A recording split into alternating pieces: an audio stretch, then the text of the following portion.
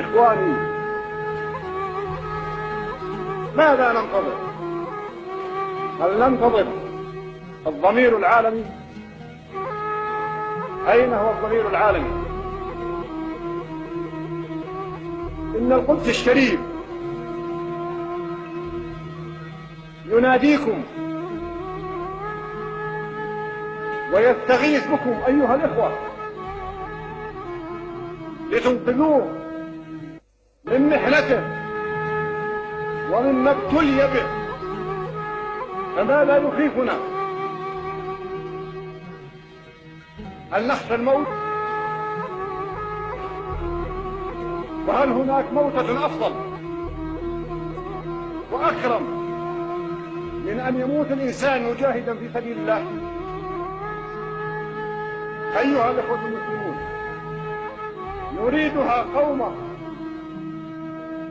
ونهضة إسلامية لا تدخلها قومية ولا عنصرية ولا حزبية، إنما دعوة إسلامية، دعوة إلى الجهاد في سبيل الله، في سبيل ديننا وعقيدتنا، دفاعا عن مقدساتنا وحرماتنا.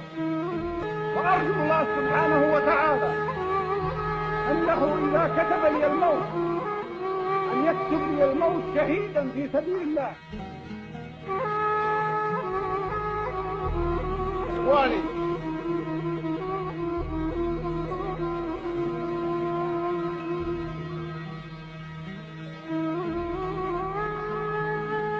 أرجو أن تعذروني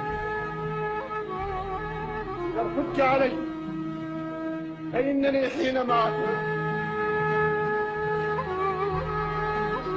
حرمنا الشريف ومقدساتنا تنتهك وتستباح وتمثل فيها المخازي والمعاصي والانحلال الخلقي، فإني أدعو الله مخلصا إذا لم يكتب لنا الجهاد وتسليط هذه المقدسات ألا يبقيني لحظة واحدة على الحياة.